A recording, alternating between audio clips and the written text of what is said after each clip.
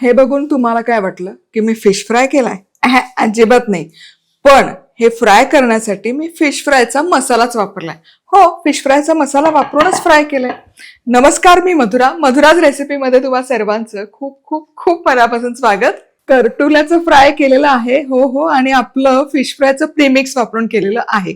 अतिशय चवदार होतं, अतिशय रुचकर होतं. म्हणजे करटुल्याची भाजी बघून जे कोणी नाका डोळे मुरडतात ना, त्यांच्याकरता हे परफेक्ट आहे. डाव्या बाजूला किंवा काहीतरी तळ भजी खायचा कंटाळा असेल ना, परफेक्ट आहे तुम्हाला सांगते.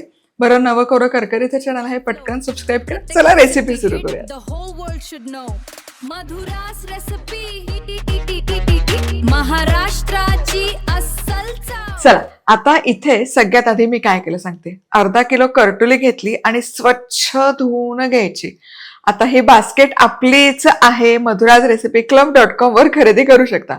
आता ही धुतलेली करटुली बाजूला निथळत ठेवायची. आता ही करटुली निथळून झाली की याचं आहे ना, देठाकडचा भाग चिरून घ्यायचा आणि याचे असे उभे काप करायचे. पातळ असे उभे काप करायचे एकसारखे. आता हे पातळ काप बाजूला ठेवायचे. इथे ना मी 4-5 आमसुला घेतलेत. आमसुलामध्ये पुरेसं पाणी घालायचं आणि किमान अर्धा तास तरी हे मुरवत ठेवायचं. आता हे आमसुलाचं पाणी घ्यायचं एका डिशमध्ये. बघा काय सुंदर रंग आलाय. आता या पाण्यामध्ये ही चिरून घेतलेले करटुल्याचे काप घालायचे.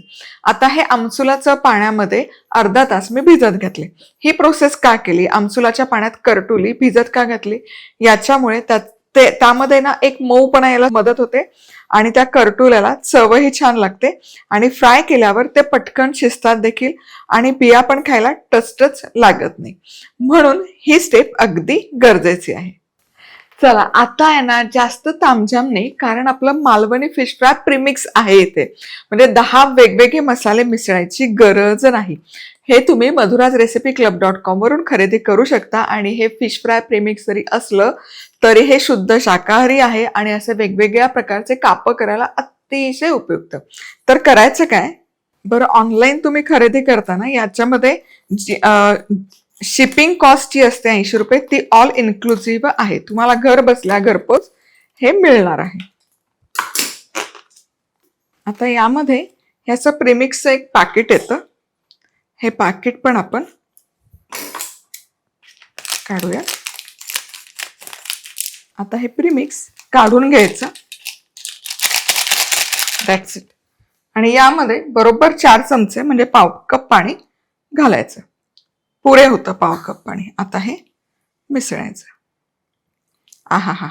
रंग बघा काय सुरेख आलाय आणि सुवास तर एवढा कमाला दरवळतोय. वाह! अर्धा किलोसाठी हे अगदी पुरेसं आहे. पुरून येतं बरोबर. मग अर्धा किलो मासा असो. आता मी करटुली अर्धा किलो घेतलीये, सो अर्धा किलोसाठी परफेक्ट प्रमाण आहे. आता यामध्ये हे जे करटुल्याचे काप आहेत हे सगळे घालून घेऊयात. आहे की नाही सोपं? आणि चव तर इतकी बहारदार येत या मसाल्याला, तुम्हाला सांगते. आता ही सगळी करटुली या मसाल्यामध्ये घोळवून घ्यायची.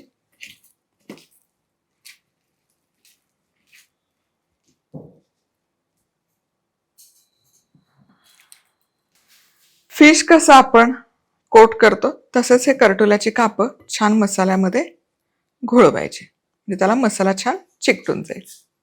चला, आता इथे ही सगळी करटुली आहेत ना मसाल्यामध्ये छान घोळवून घेतली. काय दिसतायत बघा, बहारदार.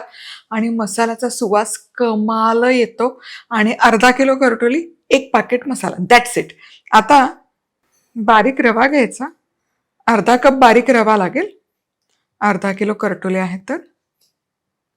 यामध्ये मीठ हे मिसळायचं. आता ही जी सुरेख अशी करटुली आपण मॅरिनेट करायला ठेवली होती ही छान रव्यामध्ये घोळवायची. रव्याचं छान याला आवरण लागलं पाहिजे. सगळी करटुली अशी घोळवून घ्यायची.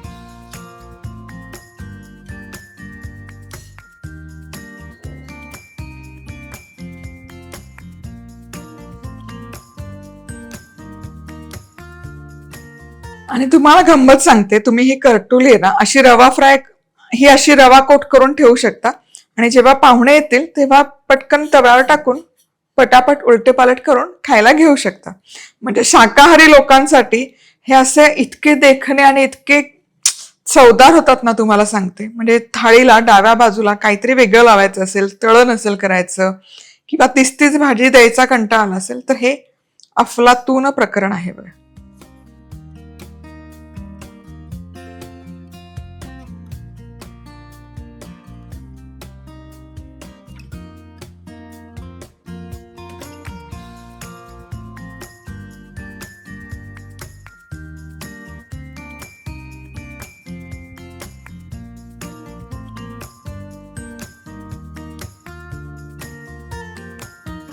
चला, आता इथे करटुल्याचे सगळी काप आहेत ना रव्यामध्ये व्यवस्थित घोळवून ठेवली. काय दिसतात, आहा बहारदार. म्हणजे कोण म्हणाल हे मासा नाहीये म्हणून. पण आता हे आपण फ्राय करूयात. तर इथे तेल आहे ना छान मध्यम आचेवर गरम करून घेतलंय. आता बऱ्याचदा काय होतं तुम्हाला सांगते, जेव्हा आपण असे कोटिंगचे प्रकार करतो ना त्याचं कोटिंग सुटतं तेलात. ते तेलात सुटू नये म्हणून थंडगार तेलामध्ये कधीच हे सोडायचं नाही. मग तो फिश असो, अशी कापं असो, तेल व्यवस्थित तापवून घ्यायचं, रितसर गरम करायचं. गॅस मग मंद आचेवर करा, पण गरम गरम तेलामध्ये सोडा. कोमट कमी तेल गरम झालेल्या तेलात नका सोडू, नाहीतर त्याचा मसाला असेल, कोटिंग असेल, सगळं निघून जातं. चला, आता इथे तेल व्यवस्थित गरम करून घेतलं आणि यामध्ये ही आता कापं सोडूयात.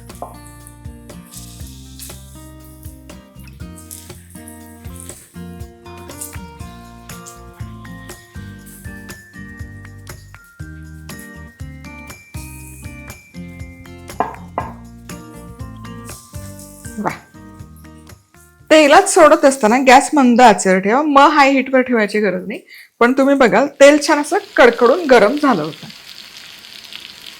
आता हे 2 मिनिटं खालची बाजू छान कुरकुरीत होईपर्यंत तळून घ्यायचं.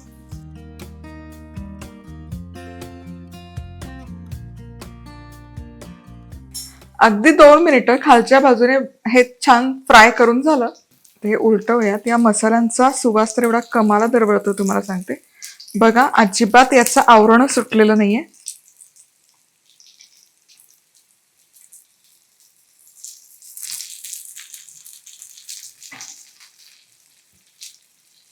वा,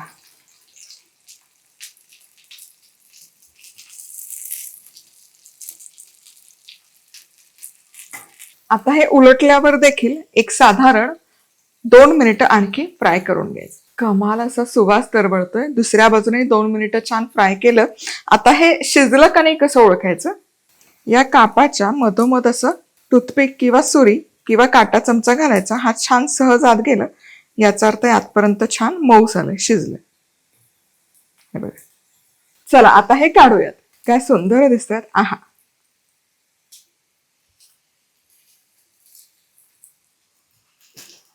हे बघा, करटुल्याला कोटिंग मस्त आलंय आणि एकदम कुरकुरीत झालेत. वा,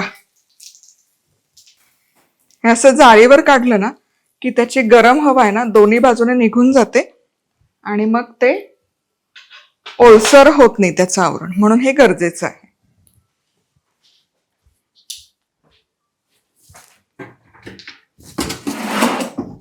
चला, आता याच प्रकारे सगळे फ्राय मी तयार करते.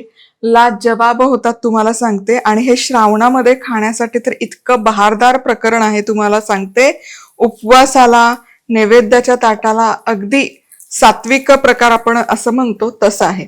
बरं, हे प्रीमिक्स नसेल वापरायचं माझं काही हरकत नाही हो. घरगुती आपले मसाले असतात ना त्याचं एक प्रीमिक्स तुम्ही बनवा आणि ते यामध्ये वापरू शकता. माझे कापाचे जुने बरेच व्हिडिओ आहेत, ते तुम्ही इथे रेफर करू शकता. चला तर मग पुन्हा भेटूयात. तोवर मस्त राहा, खुश राहा, आनंदी राहा. सगळ्यात महत्वाचं खात राहा.